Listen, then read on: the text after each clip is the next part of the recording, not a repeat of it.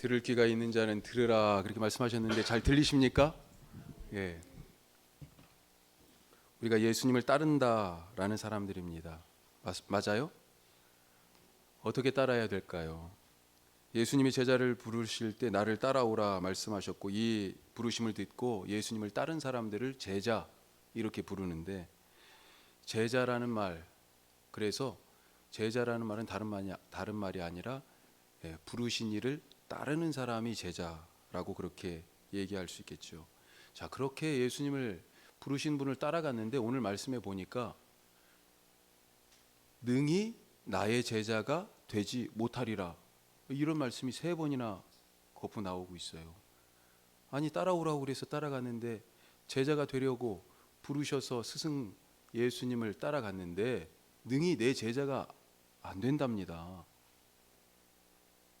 예수님께서 지금 제자로서 합당하지 못한 예수님을 그건 따르는 것이 아니지 이렇게 말씀하시는 사람들이 있다는 것입니다.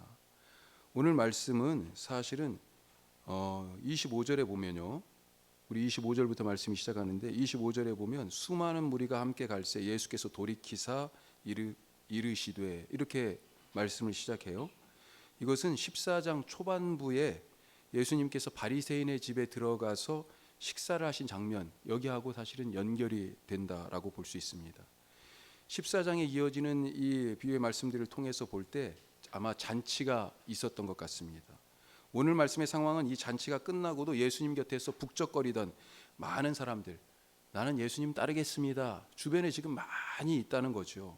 그런데 그들을 향해서 능히 나의 제자가 되지 못하리라 3번이나 말씀하세요. 26절, 27절, 33절 그 뒷부분에 보시면 각 절의 뒷부분에 능히 나의 제자가 되지 못하리라. 예수님이 지금 이 사람은 안 돼, 이 사람은 안 돼라는 방식으로 빼는 방식으로 지금 말씀을 하고 계세요. 제자의 삶 어떤 삶일까요? 오늘 또 말씀을 딱 읽어보니까 엉뚱한 이야기가 이 도중에 같이 들어있는 것 같아요. 망대를 세우는 이야기, 또 전쟁, 더해서 싸움하는 이야기 이런 얘기가 들어가 있어요. 이거하고 제자의 삶하고 또 무슨 관계가 있을까? 먼저 이 비유들의 이야기 뜻을 한번 살핀 다음에 제자로서의 삶이 무엇인가에 대하여서 누가 정말 예수님을 따를 만한 사람이고 예수님이 인정하는 제자인가 말씀을 나누도록 하겠습니다.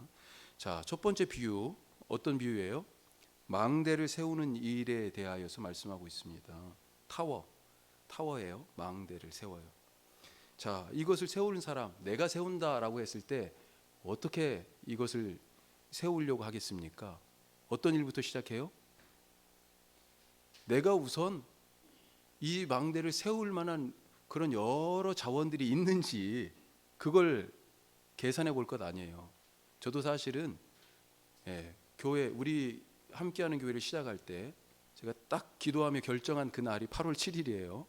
그런데 사실은 그 전에 머뭇거리고 주저하고 사실은 그보다 훨씬 더 전에 누군가가 저에게 목사님 혹시 개척하시지 않을래요? 아니 개척하시는 건 어때요?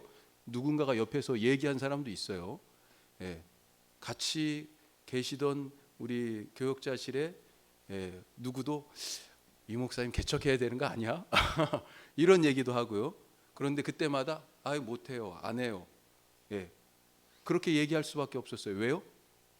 아니 나와 같이 할 사람이 먼저 누군지도 사람이 없어요. 우선은 또 한 가지는 돈이 없어요. 돈이.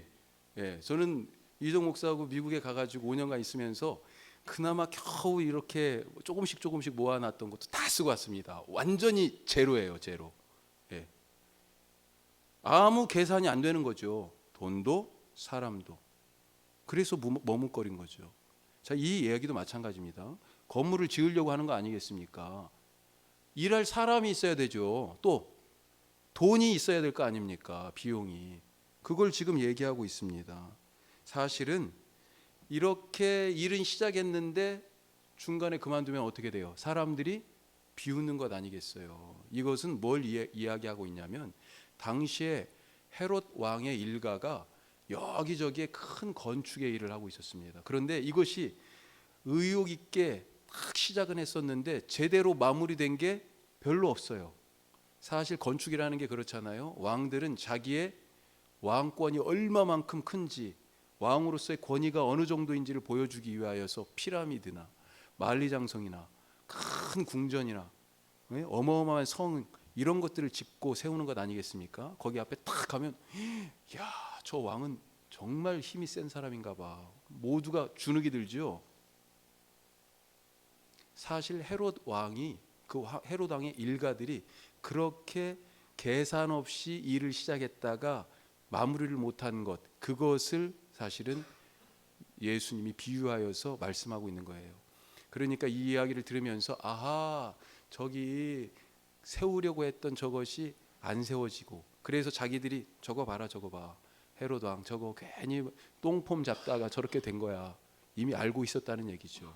자, 두 번째 이야기, 어떤 이야기입니까? 전쟁하는 비유죠. 어떤 사람이 군사를 얼마를 데리고 나갑니까? 1만 명의 군사를 데리고 전쟁터 싸움하러 나가요. 그런데 싸우러 가는데 이 사람에게 가장 지금 중요한 준비는 뭐예요? 내 군사도 중요하지만 또 한 가지 중요한 것이요, 적에 대한 정보 아니겠습니까? 정탐을 보냈는데 저 사람들은 몇 명이 온다고 돼 있어요? 2만 명이 온다고 돼 있어요. 능력이 1대1로 같다고 생각했을 때 우리는 분명히 지게 되어 있지 않습니까? 그래서 지혜로운 사람이라면 어떻게 해요? 싸우기 전에, 이 싸움은 뻔하잖아요, 질 거니까 차라리 나중을 생각하든지, 그래서 어떻게 해요? 화친을 청할 것 아니냐. 아니 뻔히 질 싸움을 왜 하는 거예요? 그럴 수 없다는 거죠. 싸움에 대한 준비에 대하여 얘기합니다. 첫 번째는요, 탑을 쌓는, 타워를 쌓는 것에 대한 준비. 그런 준비 없이 시작했다가 못하고, 준비 없이 전쟁에 나갔다가 지면 무슨 꼴이냐. 사실 이 전쟁에 대한 비유는 그때 당시에 이 갈릴리 전체 지역을 다스리고 있던 왕이 누구냐? 예수님 태어날 때 왕이 헤롯이잖아요. 헤롯. 이 헤롯 왕의 아들이에요. 아들 중에 세 아들에게 헤롯 대왕이 땅을 나눠줬는데 그 중에 한 아들 헤롯 안티바스입니다. 이 헤롯 안티바스가 사실은 자기 아내를 버리잖아요. 버리고 이혼을 합니다. 그리고 누구를 마음에 뒀냐면 자기 동생 헤롯 빌립의 아내 헤로디아를 마음에 뒀었어요. 그리고 이혼을 하고 헤로디아를 데려다가 결혼을 했어요. 재혼을 했어요. 그런데 이혼한 이 사람이 누구냐? 아라비아 공주였던 거예요. 아라비아 왕이 이것 때문에 자존심이 엄청 상했습니다. 그래서 그 일로 헤롯 안티바스하고 아라비아 왕하고 전쟁하게 된 거예요. 거기에서 이 헤롯 안티바스가 크게 져요. 이것을 이미 사람들이 알고 있다는 겁니다. 전투하러 가서 헤롯 졌잖아, 그 얘기를 지금 비유적으로 하고 있는 거예요. 아무 준비도 없이 힘도 없으면서 그 많은 군사하고 맞서가지고 게임도 안 되게 졌다라고 하는 얘기죠. 세 번째 짧은 이야기지만 비유가 있어요. 뭡니까? 소금에 대한 얘기죠. 제자의 삶을 성경에서는 종종 소금에 비유합니다. 맛없는 소금은 돌조각보다 못하다, 아무 쓸데없다. 우리가 이미 익히 알고 계시는 분들 계시지만 소금이라고 그러면 우리 조미료통에 들어있는 소금 생각하기 쉽잖아요. 그게 아닙니다. 여기 성경에서 나오는 소금은 그런 소금이 아니에요.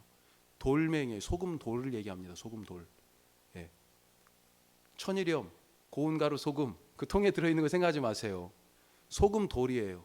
국소대다가 이 소금 돌을 넣고 끓이면 어떻게 돼요? 소금기가 쫙 빠지죠. 그리고 나면 이 돌은 어떻게 돼요? 더 이상 소금돌이 아닙니다. 그냥 돌멩이에요. 소금기를 잊어먹은, 그러니까 그냥 밖에 던져 버리워서 사람들이 밟고 지나가는 그런 돌멩이 된다, 그런 얘기 아니겠습니까? 맛을 잃은 소금이라는 얘기가 바로 이거예요. 소금이 소금다우려면 맛이 나야 하듯이 제자도 제자다우려면 제자의 맛이 나야 한다.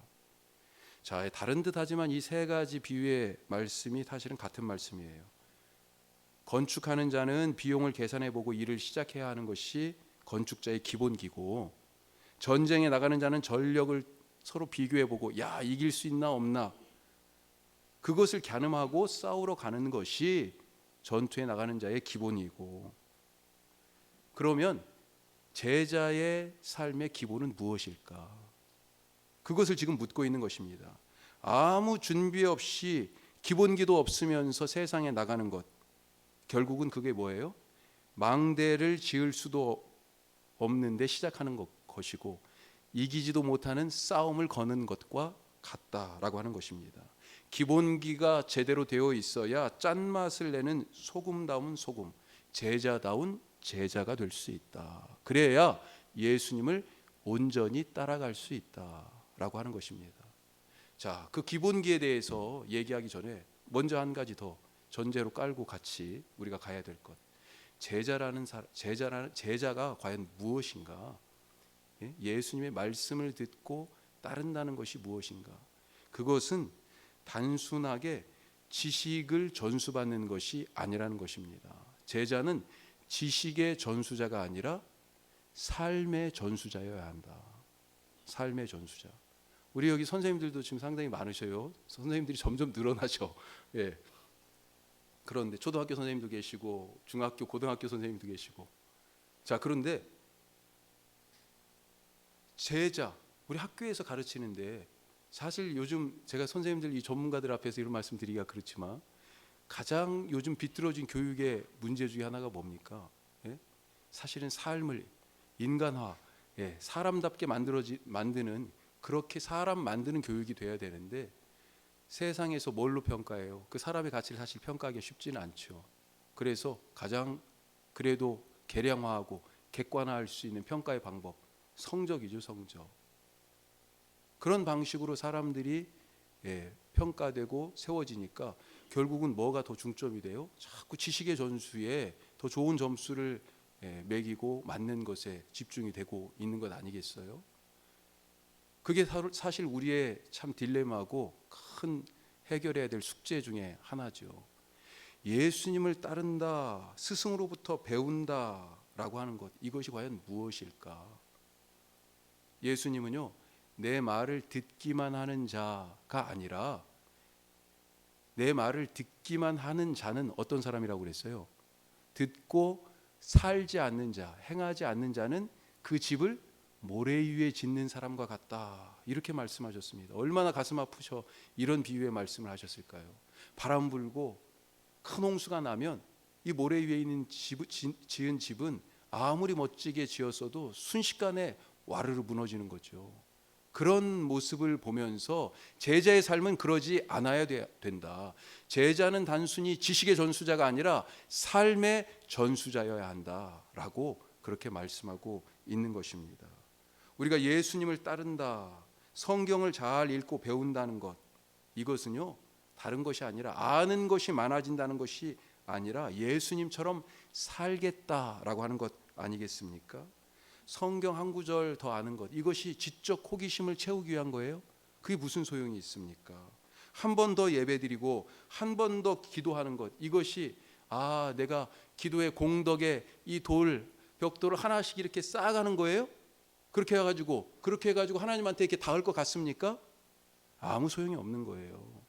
사실 카톨릭 교회와 개신교회, 우리가 가장 크게 다른 점 중에 하나가 바로 이 공덕에 대한 사상이에요. 가톨릭 교회는 이 공덕이 어느 정도의 선을 넘어가면 구원에 이른다, 좀 쉽게 얘기하면 그런 게 있습니다.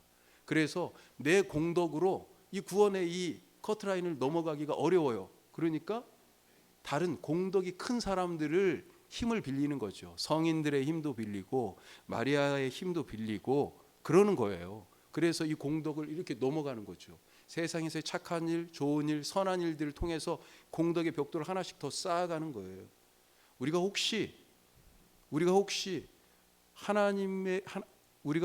구원이라는 것을, 혹은 예수님의 제자가 된다는 것을 이런 개념으로 혹시 생각하는 것은 아닌가? 그렇지 않다는 것입니다. 제자가 되는 것은 많이 배우고 아는 것이 많은 똑똑한 사람이 되는 것이 아닙니다. 그의 삶이 스승처럼 변화하는 것이에요.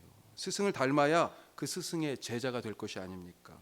예수님을 닮아야 예수님의 제자가 될 것 아니에요. 예수님처럼 살아야 진짜 예수님의 제자가 되는 것입니다. 예수님의 제자가 되는 것.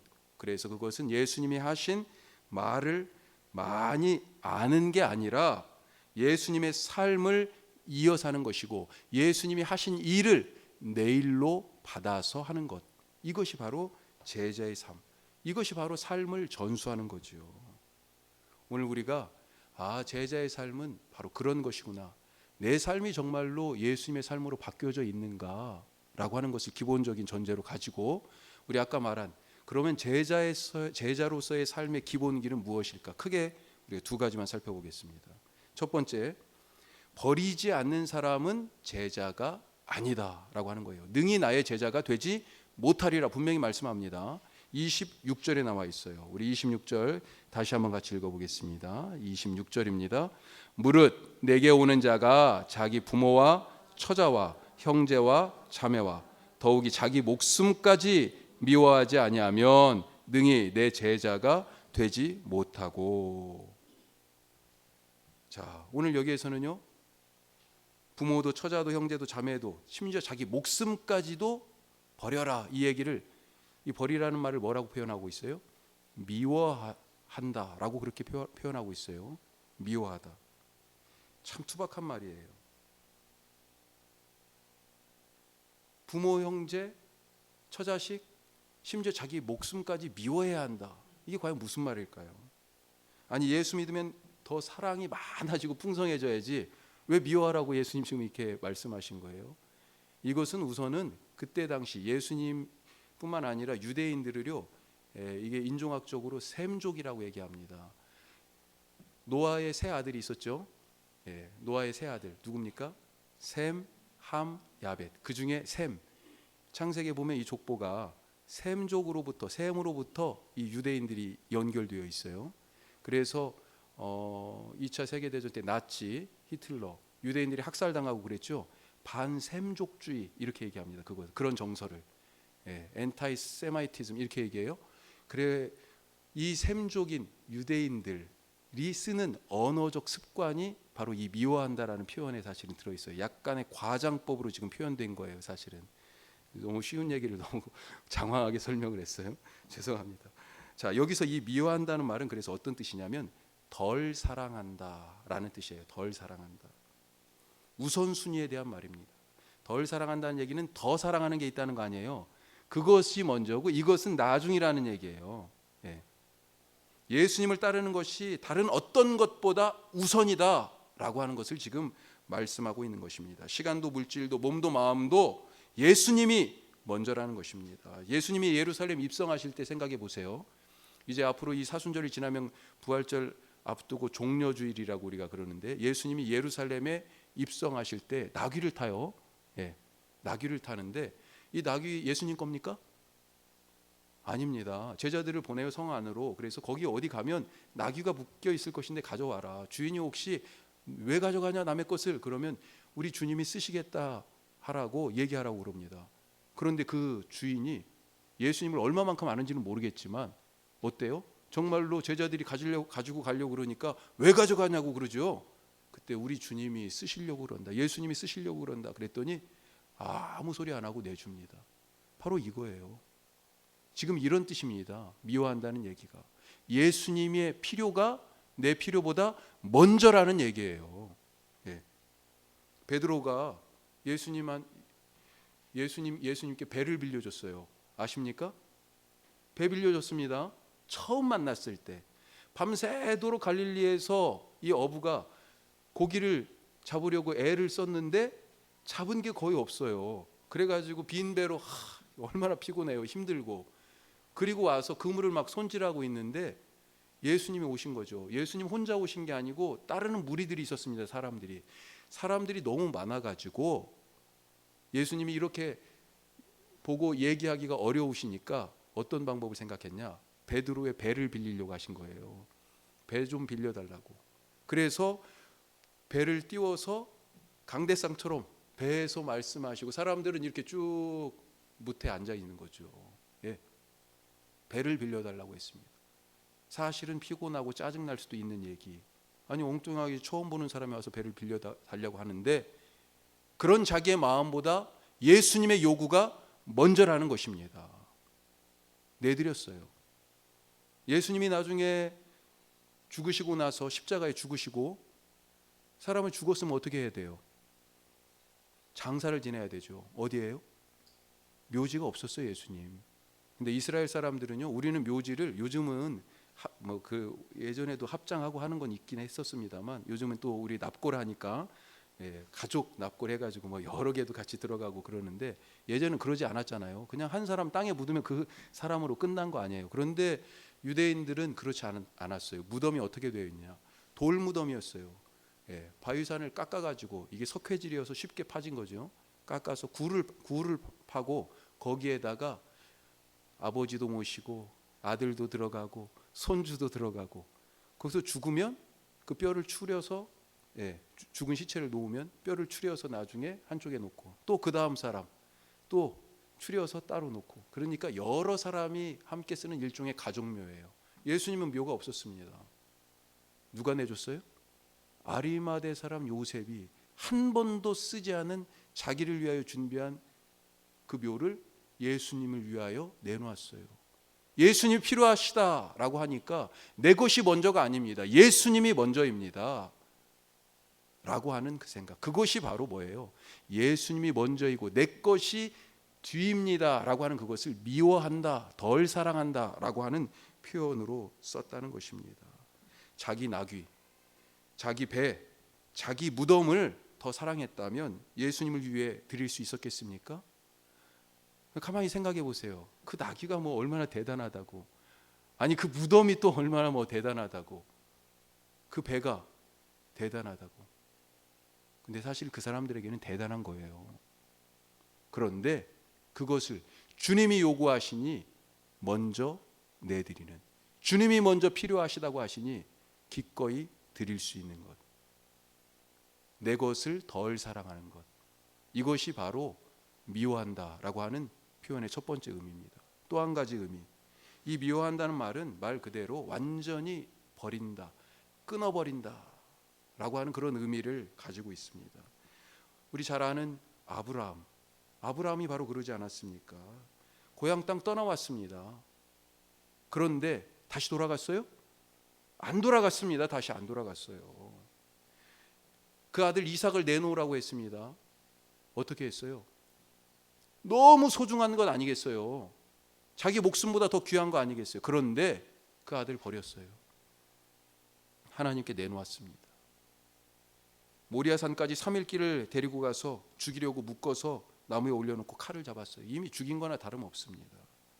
베드로와 안드레와 야고보와 요한, 이 어부로 갈릴리에서 고기 잡던 이 사람들, 예수님이 부르시니까요 아버지를 버렸습니다. 평생 해오던 그 일을 버렸어요. 이것 안 하면 가족들 어떻게 먹고 삽니까? 자, 베드로 지금 떠났잖아요. 베드로 장가 갔습니다. 베드로 장모님도 있어요. 베드로의 장모가 열병이 걸렸는데 예수님이 치료해 준 이야기도 있지 않습니까? 아니 이게 지금 말이 되는 얘기예요? 갑자기 지금 직업을 버린 거 아니에요? 나머지 식구들은 어떻게 먹고 살라고요? 이게 사실은 인간적인 계산으로 우리가 너무 성경을 쉽게 그냥 배와 그물을 버려두고 주님을 쫓았다 이렇게 생각하는데 그 집에는요 난리 나는 일이에요. 마태가 예수님을 쫓았습니다. 어디 앉아 있었어요? 세관에 앉아 있었어요. 얼마나 돈을 많이 벌었겠어요 그때 당시에, 매국노 소리 들어가면서. 그런데 예수님이 똑같이 베드로를 부르실 때처럼 나를 따르라 말씀하시니까 그 세관에서 하던 일을 다 버려두고 주님을 따랐습니다. 연봉이 얼마였겠어요? 예? 연봉이 지금 1억이 넘어가는데 그 연봉 포기하고 가겠습니까?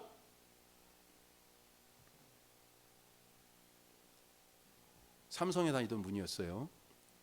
예, 그런데 40살에 딱 거기까지만 다니고요. 예, 그때 그게 지금 한 20년 정도 되나요? 15년 정도 된 것 같아요.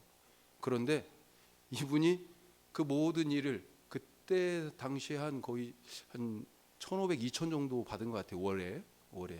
그런데 다 그냥 갑자기 놓고 갔어요. 지금 독일에서 목회하고 있습니다. 미국에 가서 공부하고 독일에서 목회하고 있어요. 다른 사람들이 다 미쳤다고 그랬죠. 사는 걸 가서 보니까 어떻게 살고 있냐. 아니, 집세를 못 내려고 그러고 애들을 뭘 어떻게 해줄 수가 없는 거예요. 예. 야, 가진 것 없이 주님을 따른다라고 하는 얘기가 저분들의 삶을 놓고 하는 거구나. 얼마나 갈등이 됐겠어요. 우리나라에서 그래도 최고의 기업이라는데 억대 연봉을 받으면서 다니던 사람이 100만 원 월급도 아닌 돈을 가지고 살아야 하는 그런 삶을 선택한다는 거 쉽지 않죠. 자, 왜 이런 일들이 가능했을까요? 왜 이런 일이? 더 귀한 것을 발견했기 때문에 버릴 수 있는 것입니다. 바울이 예수님 만나고서 내가 모든 것을 다 쓰레기처럼 버렸습니다. 그렇게 얘기했잖아요. 내가 자랑하던 모든 것들을 다 배설물처럼 여겼습니다. 왜요? 예수님을 딱 만나고 나니까 지금까지 자기가 갖고 있던 것들이 그렇게 소중하고 귀하고 아름답고 그걸로 내 삶을 나타내고 표현하고, 바울이 그랬잖아요. 그 율법의 지식으로 자기를 자랑하고 나타내지 않았습니까? 로마의 시민권을 가진 그런 사람이었잖아요. 어디 가도 누가 함부로 대할 수가 없어요. 관리들이 체포도 마음대로 못하고 매질한다는 것은 더군다나 불가능한 일이에요. 그런 일이 나중에 있었죠. 바울을 체포해가지고 천부장, 그러니까 뭐라고 얘기해? 지금 군인식으로 지금 군대로 얘기하면 안 되고, 하여튼 뭐 엄청 높은 고위 관리라고 얘기할 수 있겠죠. 이 천부장이 그 얘기를 듣고 벌벌 떨었어요. 나는 돈 주고 로마 시민권을 샀는데 너는 어떻게 샀어? 어떻게 로마 시민이 됐어? 이렇게 물어봤거든요. 바울이 뭐라고 그랬냐면 나는 날 때부터 로마 시민이었거든. 그랬더니 이 천부장이 조금 뭐라고 할까요? 쫄았어요. 예? 그런데 이 모든 것을 다 배설물처럼 버렸다고 하지 않습니까? 왜 그랬습니까? 더 귀한 가치를, 더 귀한 것을 발견했기 때문에. 베드로가 어땠어요? 왜 그만둘 수 있었습니까? 배와 그물을 버려두고, 왜 아버지를 버려두고 자식들도 놓고 왜 어떻게 주님을 따를 수 있었어요? 그동안은 자기는 사람 낚는 어부였는데 예수님이 뭘 보여주셨어요? 그동안은 물고기를 낚는 어부였는데 예수님이 뭘 보여주셨어요? 사람 낚는 어부에 대한 비전을 보여주셨거든요. 네가 이제는 사람 낚는 어부가 되리라. 그랬더니 모든 것을, 물고기를 잡던 도구 이제 소용없잖아요. 사람 낚아야 되는데. 그래서 이거 놓고 예수님 따라간 것입니다.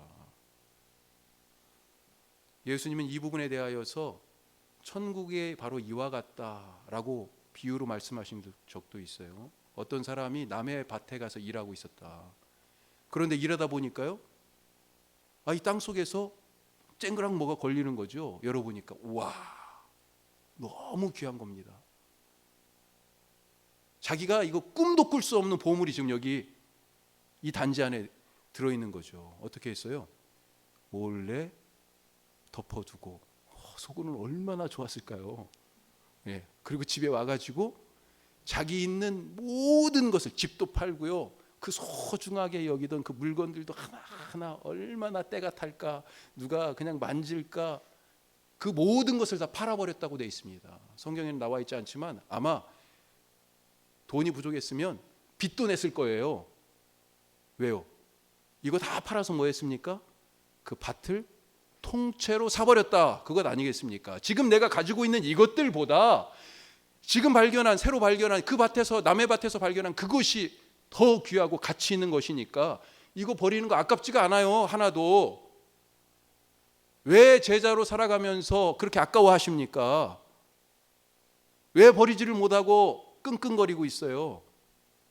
그렇게 버리지 못하고 천국의 최고의 가치를 알아보지 못하는 사람은 능히 나의 제자가 되지 못하리라, 그렇게 말씀하시는 거죠.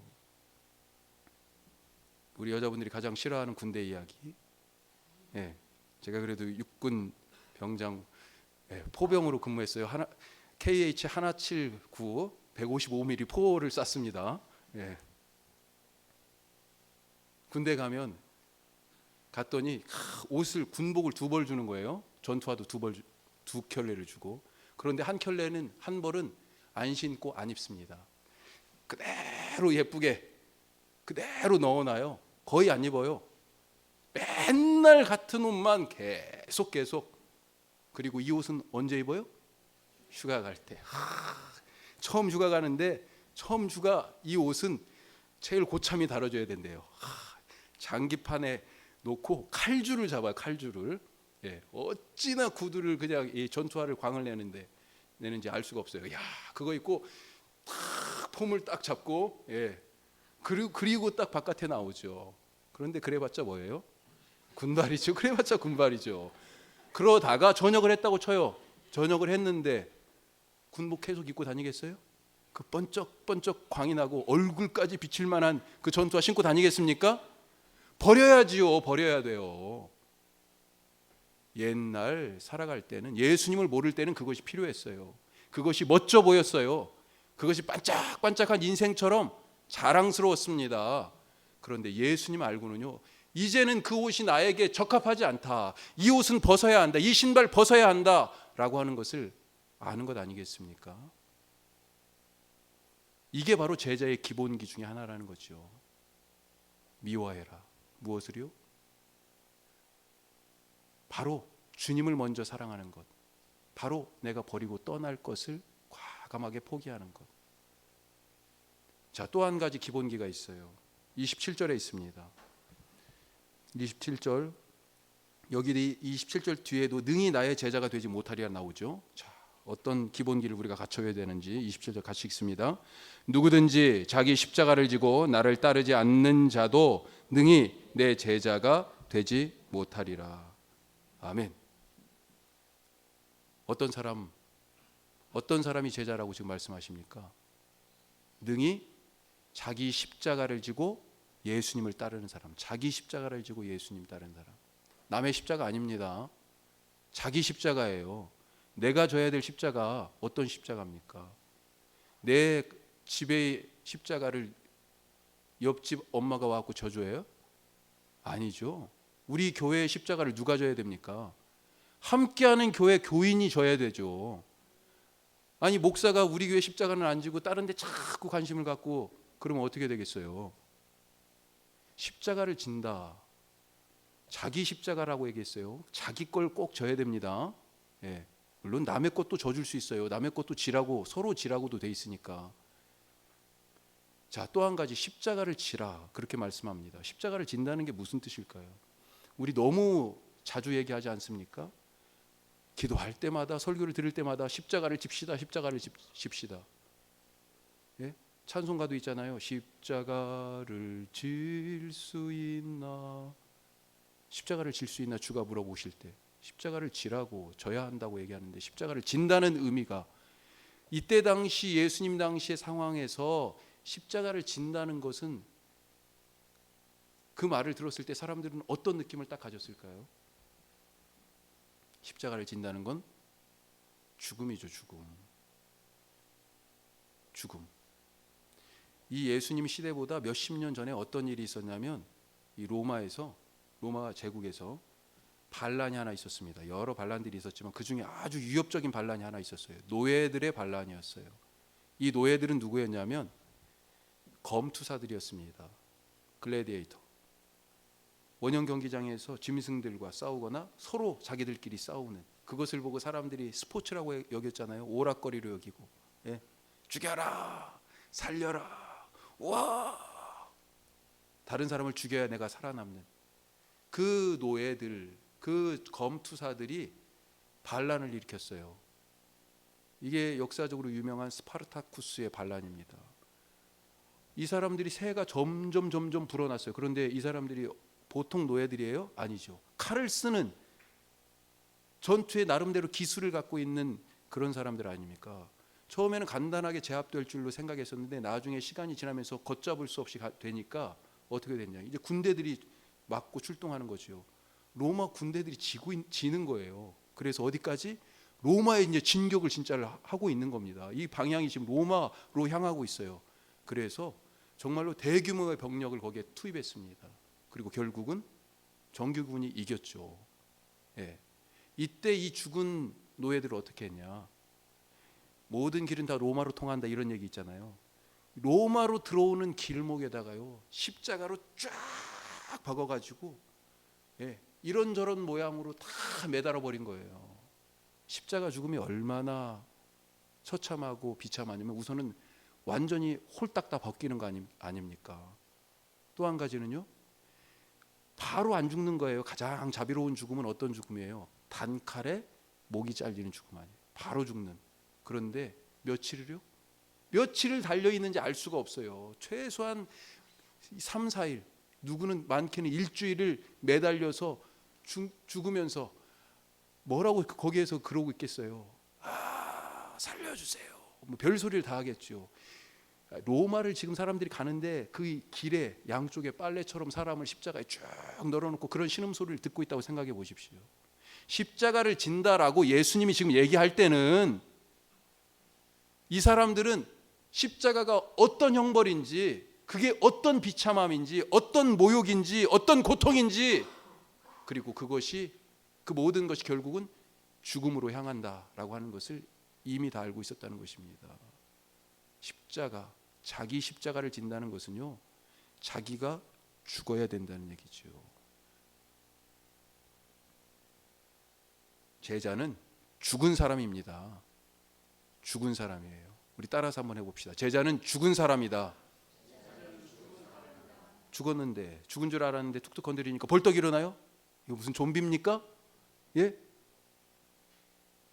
죽어야 합니다. 죽어야 제자예요. 예수님의 제자는 죽은 척하는 사람이 아니라 죽은 사람이에요. 스승인 예수님처럼 살아야 합니다. 예수님처럼 살기 위해서는 어떻게 해요? 내가 죽어야 예수님처럼 사는 거예요. 예수님의 성품으로 살기 위해서는 내 성품이 죽어야 예수님의 성품이 나타날 것 아닙니까? 예수님의 생각으로 살기 위해서는 내 생각이 죽어야 되고요. 예수님의 뜻과 계획이 내 삶에서 펼쳐지기 위해서는요, 그것이 살기 위해서는 내 계획, 내 주장이 죽어야 되는 거죠. 내가 죽어야 예수님이 있습니다. 안 죽으면 예수님이 내 삶에 없습니다. 내가 죽어야 예수로 사는 사람이 된다. 잊지 마시기 바랍니다. 그래서 오늘 27절 말씀에 뭐라고 돼 있어요? 자기 십자가를 지라 라고 그렇게 얘기하는 거예요. 자, 그런데 이 십자가 피하고 싶죠. 사실 예수님도 그렇게 기도했어요. 할 수만 있으면 좀 피하게 해주십시오. 하지만 결국은 지셨죠. 왜요? 어떻게 해서 이 십자가를, 이 고통의 죽음의 십자가를 질 수 있었습니까? 내가 죽는 일이 가능했어요.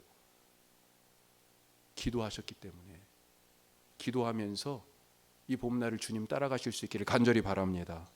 우리를 제자로 부르셨어요. 버리고 미워하고 떠나서 이제 예수님을 따르실 수 있기를 바랍니다. 누가 이 십자가 지고 싶습니까? 하지만 내가 져야 할 십자가, 내가 지고 주님을 따를 수 있기를 바랍니다.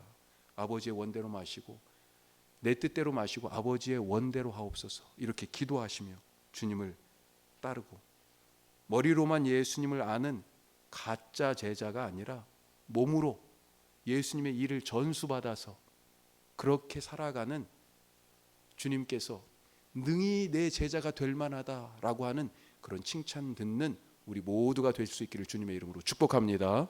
기도드리겠습니다.